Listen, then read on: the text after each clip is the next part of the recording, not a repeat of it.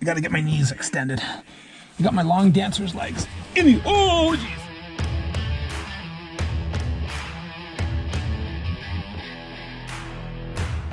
Hey, it's Aaron and James. We're gonna take you on some caving adventures up here on the Bruce Trail. You ready? I'm ready. Let's go. All right. Here we are. Watch Aaron splunk. Don't film my dad. Yo. Okay. I will stand here and brace your fall. It's probably a pretty soft landing. It's kind of slippery, just watch. It's a little bit soggy. Lots of stuff here. We have to climb into the devil's anus. Film reference. I have no idea. That's a first for me. Thor Ragnarok. Oh. Going through the big one. The devil's anus. It looks like you're like in a tunnel because it's just the light is so focused. Whoa, look at that, right up in there.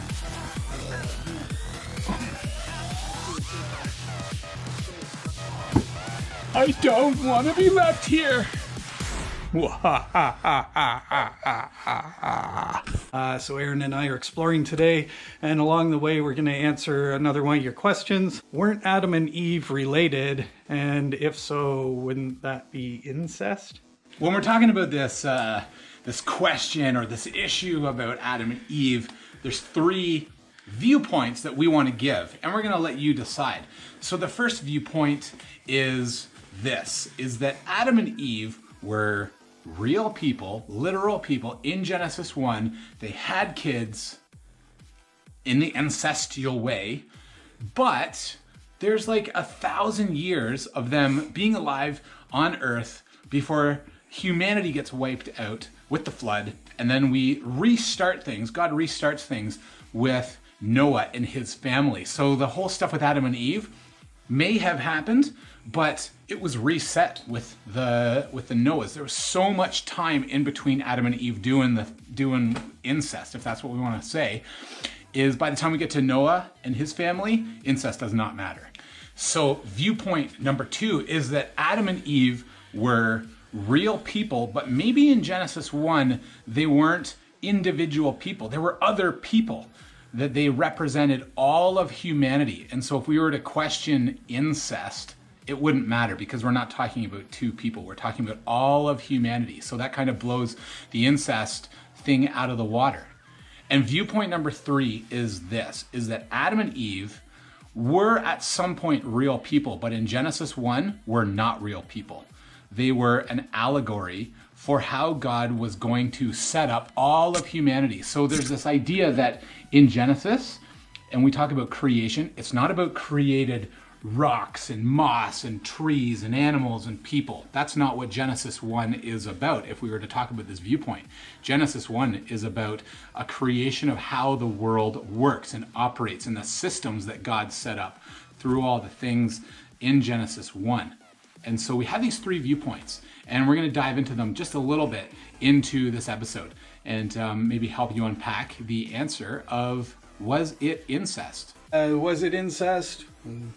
Could be. It depends on the perspective, right? So, yeah, I guess when you think about it, so Adam and Eve were created. So I guess them, like, they were created individually by God. So I guess that technically doesn't qualify as incest, but they had kids and their kids had kids, and so that part kind of does, right? And again, that's assuming that we take Genesis 1 as a literal 7-day creation narrative of how the world came to be. But again, like as Aaron pointed out, it's a little bit of a moot point in that, yeah, we see later on in the Genesis story, God does a reboot of humanity, so to speak. He introduces a flood on the earth and kind of rescues humanity through Noah and his wife and their kids, right? And then humanity restarts from that. So again, we're kind of faced with this kind of awkward messiness of humanity being birthed out of incest.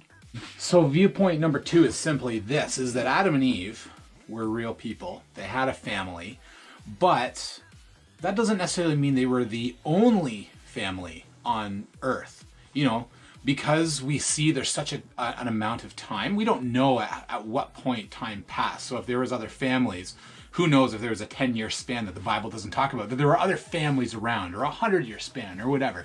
Because remember, we're talking about 1,000 years here between when they were there and when the flood happens. And so it's highly likely, if this were the case, that they were not the only family just roaming the earth. There were other families that were around, and we don't know, you know, the Bible doesn't talk about how those families got there, because, you know, we look at where Adam came from. God created Adam, created Eve out of Adam. We don't know if there were other people that God just created to start populating the world. And so if we were to kind of take that stance, you know, we have to assume that there were other families, not just the main people of this story. The Bible just focuses on Adam and Eve and their family, but there could have been other people too. Yeah, so the other perspective, many Christians believe that, you know, the narrative in Genesis 1 is more of an allegory, right? A parable. It was basically a story to help us understand the order of the universe, how it came into existence, and that there were a lot of important life lessons embedded in that, right? So it wasn't necessarily like a minute by minute account of how God created the universe, but it was more of a story, right? To help us understand that God is in control, that He created the universe with order and intent, and that we were His crowning creation, right? That all of it was intended for us, and we were the highlight of it, right?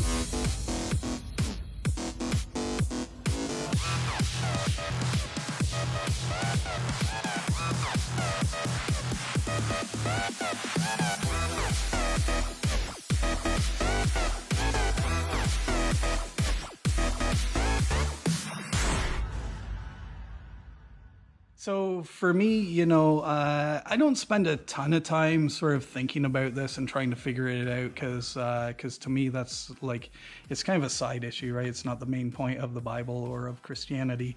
But you might be wondering what my viewpoint is. So I can say this, as of today, I tend to lean more towards this idea of theistic evolution, right?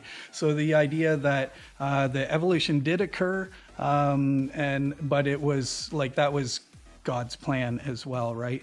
And so from that perspective, you know, I would view Genesis 1 as more of an allegory, right? A story meant to help us understand the character of God, the nature of universe, how we came to be, all those things, right?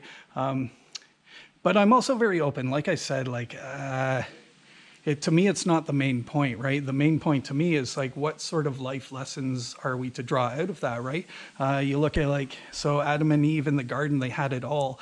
They had only one thing they couldn't do, right? They knew what the bad thing was, yet they did it anyways, right? And that created like a separation between them and God, right? And it's a funny thing, you know.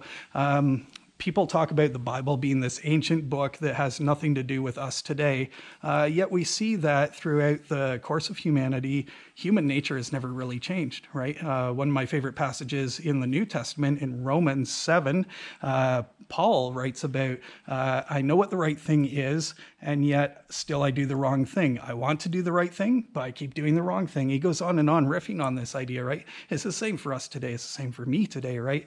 I know what the right things are to do, but still sometimes I find myself not doing them or doing the wrong things, right? And to me, that's the point, you know. What kinds of those things can we pull out of it? Not like we need to draw a line in the sand over, you know, evolution versus creation. Oh. I don't know what is going to be seen or not, but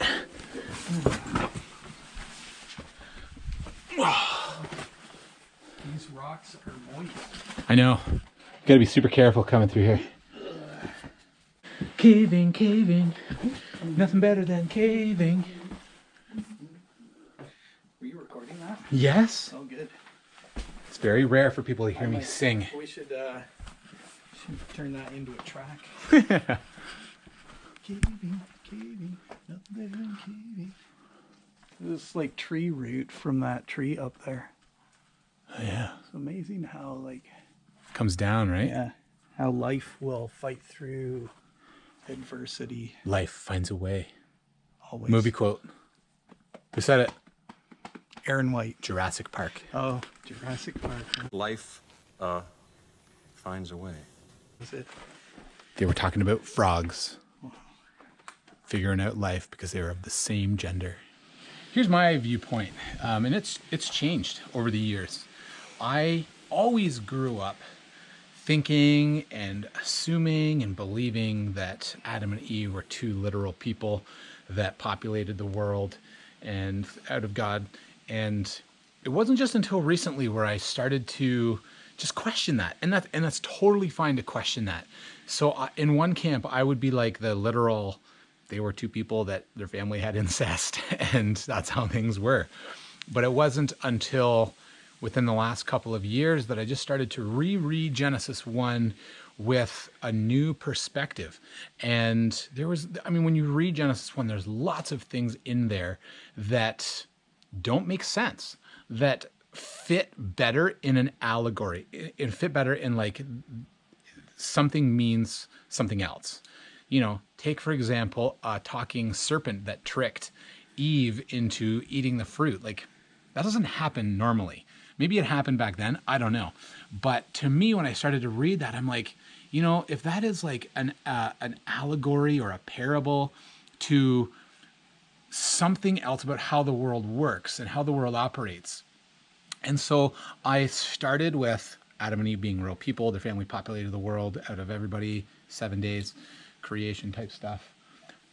But recently I started to land on Genesis 1 is very likely to me a story made up to help us and the early people of Genesis 1 understand that God isn't necessarily interested in a physical creation, but more systematic creation of how the world works. So I hope you enjoyed coming caving with us, and we hope that the answers that we provided for the whole incest in Adam and Eve might have cleared up. Maybe it opened up a whole bunch of more questions for you. But we thought it'd be fair to present to you the three kind of most popular viewpoints and sharing kind of where we land. Yeah, and you know, to me, the focus is what important lessons can we draw out of this? Like I said, you know, human nature has never changed over the centuries. And so the Bible's, the narratives that we see in Genesis are just as applicable to us today as they were to the people of that time. So for James and Aaron, this is YUTV. I'm going to push James to his death now.